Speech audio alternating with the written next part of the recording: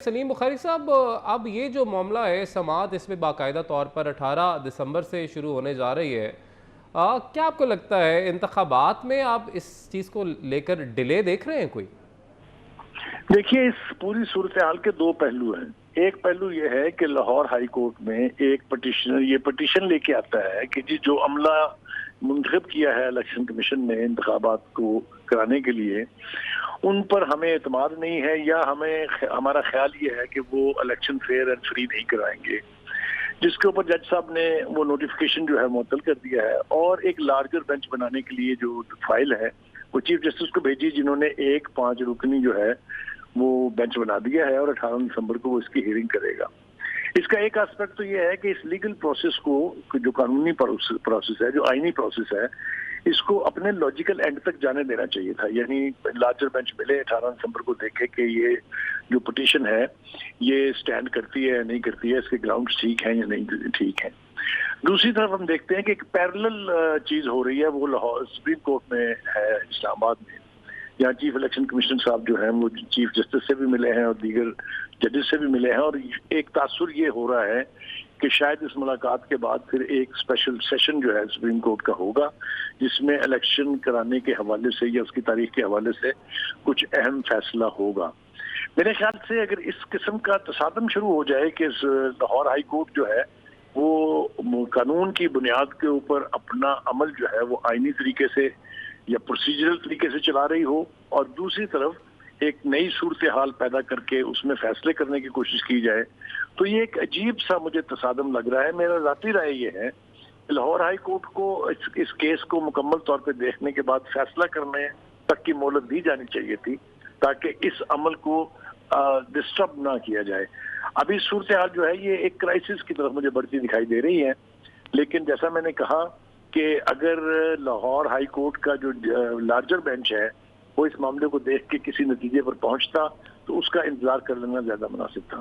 जी, इंतज़ार कर लेना ज़्यादा मुनासिब था। अच्छा नवी चौधरी साहब, अब ये जो दरख्वास्त में कुछ नकात उठाए गए हैं पीटीआई की जानिब से कि ब्यूरोक्रेट्स को ही डीआरओज़ और आरओज़ तैनात कर देना, इससे शायद उनकी जिस तरह से हम पहले भी देख रहे हैं कुछ फैसले इस तरह के आए, कुछ ऑर्डर्स एमपीओ के तहत, जिस तरह डीसी साहिबा की बात करें तो उन्होंने पीटीआई के कुछ कारकुनान या उनके कुछ जो रहनुमा हैं उनके खिलाफ एमपीओ के तहत नज़रबंदी के अहकाम जारी किए, तो फिर उन्हीं को अगर आप डीआरओज लगा देंगे तो क्या ये दुरुस्त अमल है? इसको आप कैसे देख रहे हैं?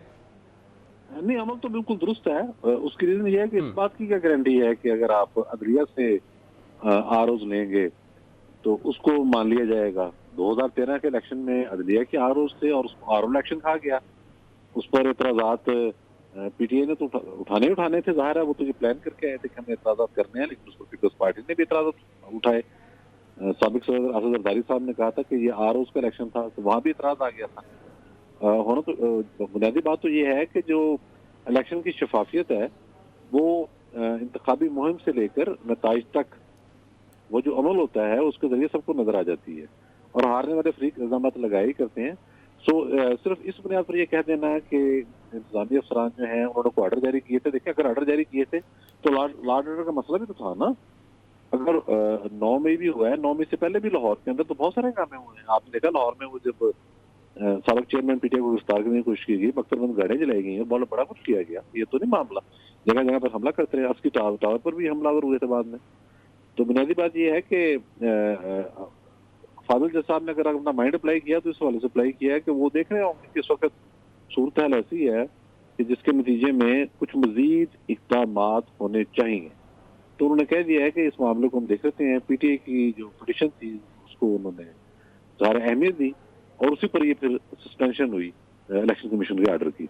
तो अब जाहिर है 5 रुकनी बेंच बन गया, अब कानूनी अंदाज में मामला आगे बढ़ रहा है। लेकिन जहाँ तक ये अगर सिंगल नुकती बात अगर हम यहाँ तक रखें कि जी अदलिया से आरोप लेने से कोई बहुत सारे इत्तेफाक राय हो जाएगा नताइज पर, वो तो नहीं होगा। वो तो 2013 का इलेक्शन हमारे सामने बहुत बड़ी, ठीक है, वो एग्जांपल्स भी हमारे पास मौजूद है। सलीम बुखारी साहब, यही सवाल आपसे भी कि जैसा नवीद साहब ने कहा कि आरओ इलेक्शन तो हमेशा से इसको करार दिया जाता है इलेक्शंस को, तो अभी से भी ये आरओस पे डीआरओस पे जो इल्ज़ामात है वो लगना शुरू हो गए हैं। मगर जो मौजूदा सूरत हाल है और मौजूदा जो फैसले हमारे पास कुछ मौजूद हैं, नोटिफिकेशंस मौजूद हैं, तो उसके मद्देनज़र आप इसको अगर देखें तो आपको लगता है कि पीटीआई के जो नकात हैं इस दरख्वास्त में वो वैलिड है या उसको भी आप वैलिड नहीं समझते?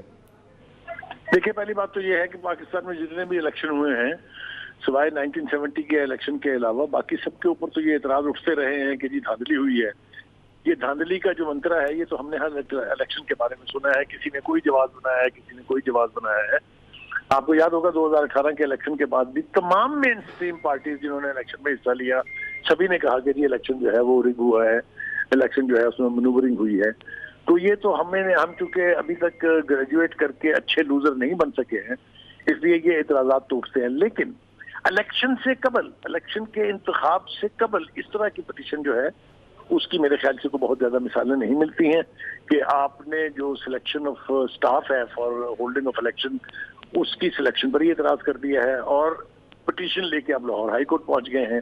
लाहौर हाई कोर्ट को तो मैं ये क्रेडिट दूंगा कि उन्होंने बजाय इसके कि इसको यकजुम्बश कलम उठा के फेंक देते, उन्होंने इसके निकात के ऊपर गौर गौस के बाद एक फैसला भी दे दिया है और एक लार्जर बेंच भी बनवा दिया है। तो जैसा मैं पहले कह रहा था, मैं अपनी बात को फिर दोहरा रहा हूँ और खास तौर से अब इसलिए दोहरा रहा हूँ कि पीपल्स पार्टी ने भी इसके अंदर फरीक बनने की दरखास्त दे दी है और आईपीपी ने भी इसके अंदर फरीक बनने की दरखास्त दे दी है। अभी अन चौधरी साहब का बयान जो है वो मेरी नजर से गुजरा है। तो ये तो गंभीर होता जा रहा है मामला मेरे ख्याल से।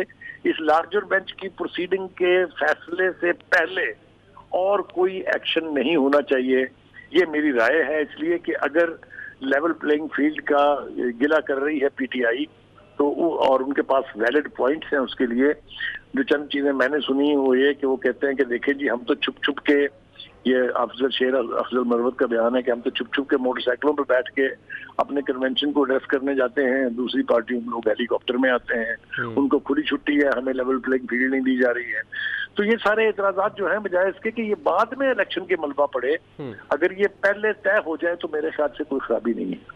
ठीक है, अगर ये पहले तय हो जाए तो इनमें कोई खराबी नहीं है और कुछ वैलिड पॉइंट्स भी हैं, सलीम बुखारी साहब कह रहे हैं। नवीद चौधरी साहब, एक तरफ हम देख रहे हैं कि लाहौर हाई कोर्ट में ये बेंच तश्कील दिया गया है इलेक्शंस को लेकर, दूसरी तरफ सुप्रीम कोर्ट की जानिब से आज चीफ इलेक्शन कमिश्नर को तलब किया गया, वहां पर भी मामला तय पा रहे हैं और आज ही कोई इलेक्शंस को लेकर फैसला भी कोई सामने आ सकता है। तो अगर सुप्रीम कोर्ट की तरफ से कोई अहम फैसला सामने आ जाता है तो फिर लाहौर हाई कोर्ट के इस बेंच की क्या हैसियत रह जाएगी? देखिए, सुप्रीम कोर्ट जाहिर है वो तो अपेक्स कोर्ट है, फैसला तो हतमी फैसला सुप्रीम कोर्ट के होता है। लेकिन जैसे मैंने पहले अर्ज किया है कि सुप्रीम कोर्ट ऑफ पाकिस्तान में जो अदालती तरीकेकार है, कानूनी तरीकेकार है, वो तो अडॉप्ट नहीं किया गया। वहाँ तो मुलाकातें हो रही। मैं एहतराम करता हूँ, मतलब फादर जज साहिबान का, चीफ जस्टिस साहब का दिल से एहतराम करता हूँ, लेकिन मैं ये अर्ज कर रहा हूँ कि वहाँ तो मुलाकातें हो रही हैं। देखिए, मुलाकातें तो इंतजामिया के लोग करते हैं ना, कि डीसी मिलने आ गया किसी कमिश्नर को, चीफ सेक्रेटरी साहब को मिलने को सेक्रेटरी साहब चले गए, होम सेक्रेटरी साहब चले गए, वहां से कोई वज़ीर आला को मिलने चला गया, कोई वज़ीर आज़म को मिलने चला गया। तो ये मुलाकातें तो इंतजामिया करती है।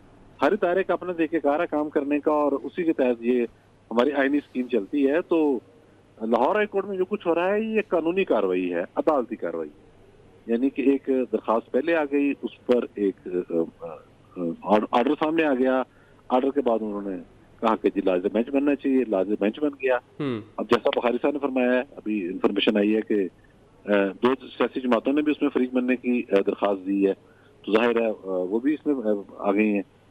और इतराजात के वाले से अगर हम बात करें तो आप देखें ना कि एक लॉ एंड ऑर्डर का मसला है और बर्फबारी का मामला भी था मुल्क के मुख्तलिफ हिस्सों में। ये एक चीज JUI की जानिब से सामने आई थी, इससे पहले हमने देखा है बहुत ज्यादा। लॉ एंड ऑर्डर की अगर बात करें तो अब तो PMLN का भी बयान आपने देखा होगा, राना सनाउल्लाह साहब कहते हैं कि अब सिक्योरिटी का भी अगर कोई मसला हो इलेक्शंस में तो फिर जो सिक्योरिटी के इदारे हैं उनको चाहिए कि सिक्योरिटी फ्राहम करें, मगर इलेक्शंस डिले नहीं होने चाहिए।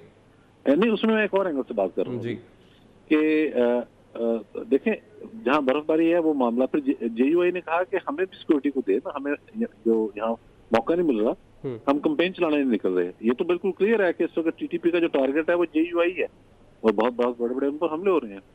तो ये एक पहलू है जिसको मैं ये डिस्कस कर रहा हूँ। तो उन्होंने भी ये JUI ने भी अपना माइंड ये दिया था कि इस सूरत हाल पर काबू पाने के लिए अगर चंद दिन आप आगे पीछे कर सकते हैं तो हमें कोई इतराज नहीं उस पर। ये तो ये पिटीशन में आगे ना पार्टी इस वक्त लाहौर हाई कोर्ट में भी, तो आपने देखा कि वहां भी JUI का मौक़िफ़ भी कमोबेश यही रहा है। तो वो भी अगर उस बात को हम देखें डिफेक्टो तौर पर, वो कह रहे हैं हमें लेवल प्लेइंग फील्ड नहीं मिल रही। JUI का मौक़िफ़ भी यही है। ये एक तीसरा फरीक फिर उसमें आ जाता है। इससे पहले बिलावल साहब भी कहते रहे, तो मामला ये है कि हम तो ये चाहेंगे कि कानूनी तरीकेकार के तहत, आईनी तरीकेकार के तहत, अदालती तरीकेकार के तहत ये मामला अपने मंतकी जहाँ भी जाना पड़े। और उसमें जिस तरह से लाहौर हाई कोर्ट ने बेंच का कॉन्स्टिट्यूट कर दिया है, 18 को उसकी समाअत होगी। तो सुप्रीम कोर्ट ऑफ पाकिस्तान में इस वक्त तक जो कुछ हो रहा है उसमें हमें अदालती मामला तो नजर नहीं आ रहा, वो एक मुलाकातों का एक सिलसिला है। और मुलाकातों का जो सिलसिला जिसका आपने जिक्र किया है सलीम बुखारी साहब, ये मुलाकातें तो जो इलेक्शन प्रोसेस है, इंतजामात हैं, उनके हवाले से जजेस को आगाह करने के लिए ये मुलाकातें की जा रही हैं। बताया तो यकीनी तौर पे यही जा रहा है। अब ये जो नवीद चौधरी साहब ने जो जिक्र किया है कि level playing field, Bilawal Bhutto इसका जिक्र कर चुके, JUI का इन्होंने कहा नवीद चौधरी साहब ने कि वो कह रहे हैं कि हमें नहीं मिल पा रही है और PTI तो कह ही रही है। तो फिर आपको क्या लग रहा है कि वाकई सिर्फ एक जमात इस वक्त पाकिस्तान में है जिसको सिर्फ लेवल प्लेइंग फील्ड या उस तरह से मिल रही है सहूलियात, बाकी जमातों को नहीं मिल रही? कि ये मुख्तलिफ जमातों के मुख्तलिफ स्टांसेस हैं इस हवाले से, हर एक को जो सूट करता है वही स्टांस वो लेके आगे बढ़ रहे हैं। इलेक्शन कराने की भी सारी पार्टियों की मुश्तरका थी कि 8 फरवरी से आगे बात नहीं जानी चाहिए, और अब ये कि लेवल प्लेइंग फील्ड नहीं मिल रही है, वो भी तो majority of the parties are saying. तो मुझे ये समझ में नहीं आती कि ये जो जैसे पंजाबी में कहते हैं ये जो घड़मास मच रहा है, इसका मंतकी नतीजा क्या होगा। हमारे पास दो रास्ते हैं, एक ये कि हम 8 फरवरी की जो डेडलाइन है इलेक्शन कराने की उसके ऊपर अड़ जाएं, और दूसरा ये है कि हम जो लीगल प्रोसेस है, जो कानूनी और आईनी रास्ता है, उसके मंतकी इंजाम तक पहुंचने का इंतजार कर लें, जो मेरे ख्याल से ज्यादा प्लॉजिबल चाहिए। लाहौर हाई कोर्ट को अगर आप अंडरमाइन करेंगे इस तरह के, उसका लार्जर बेंच तश्कील पा चुका है, डेट फिक्स हो चुकी है, और आप सुप्रीम कोर्ट में बैठ के, जाहिर है जस्टिस चौधरी साहब ने कहा मेरे दिल में बड़ा एहतराम है, काजी साहब के लिए तो खासतौर से बहुत एहतराम है, लेकिन ये जो कुछ हो रहा है ये बिला वजह नहीं है। इस्लामाबाद में जो एक्टिविटी हम देख रहे हैं और जिस तरह के फीलर्स छोड़े जा रहे हैं, ऐसे लगता है कि वहां कुछ ना कुछ आज होगा जरूर। और ये क्या ये आईनी है, क्या ये सही रास्ता है, ये तो मेरे ख्याल से आने वाला वक्त तय करेगा। लेकिन मैं एज ए पाकिस्तानी और एज ए जर्नलिस्ट, मेरा ख्याल ये है कि जो कोर्ट का प्रोसीजर है उसको मुकम्मल होने देना चाहिए। जो पिटिशनर लाहौर हाई कोर्ट में गया, जिसके नतीजे में इन नोटिफिकेशंस को यानी मुअत्तल किया गया है, तो 18 कौन सी को 3 साल बाद है, 18 भी तो 2 दिन के बाद ही है ना, पता लग जाएगा उसमें क्या होने जा रहा है। तो मेरे ख्याल से तो इंतजार करना चाहिए लाहौर हाई कोर्ट के लार्जर बेंच के फैसले का। इंतजार करना चाहिए लाहौर हाई कोर्ट के लार्जर बेंच के फैसले का, और कोई ऑर्डर नहीं आना चाहिए तब तक। आप हमारे साथ ही रहेगा नवीद चौधरी साहब और सलीम बुखारी साहब। अपने नाजरीन को हम अपडेट करते चले कि पीपल्स पार्टी और इस्तेहकाम पाकिस्तान पार्टी ने लाहौर हाई कोर्ट में ज़ेर समात आम इंतखाबात केस में फरीक बनने का फैसला कर लिया है। आसिफ जरदारी ने फरीक बनने के लिए फौरी पिटीशन दायर करने का फैसला किया है। जहांगीर तरीन और सदर अलीम खान ने भी पिटीशन दायर करने का फैसला किया है।